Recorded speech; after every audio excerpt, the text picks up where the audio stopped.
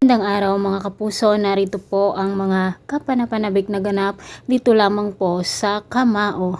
Dahil nga sa pagbabalik ni Nonoy o pagpunta niya dito sa bahay ng kanyang tatay Doming, ay sinuntok nga ni Doming ito mga kapuso dahil hanggang ngayon ay hindi pa rin niya makakalimutan ang ginawa ni Nonoy noon na pagkatalo niya sa kanyang laban at mismo pang nalaman ni Doming na isang bakla pala ang kanyang anak. Kung kaya't galit na galit siya dito mga kapuso. Pinagtanggol naman ng lola ni Makmak itong si Nonoy dahil hindi pala niya pinabayaan ang kanyang mag-ina.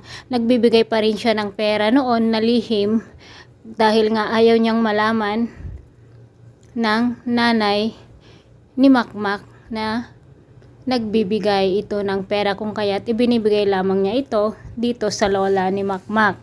Samantala mga kapuso, kawawa nga naman ang ina ni Makmak dito sa ibang bansa dahil minamaltrato pala siya ng kanyang mga employer.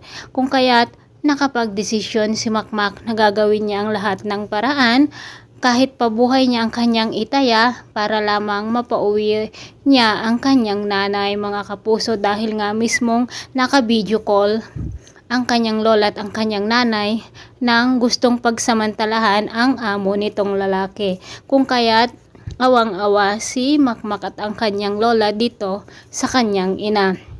Samantala mga kapuso, simula naman ng hindi pagpansin ni Doming dito kay Makmak kahit nagpapaturo siya ng boxing, at sinabi nga ni Doming na kung hahanap siya ng ibang coach dahil itong ang sinabi ni Makmak ay ang tatay na lamang niya at ituturo o sasamahan daw mismo ni Doming si Makmak kung saan ito nakatira dahil alam daw itong si Doming mga kapuso.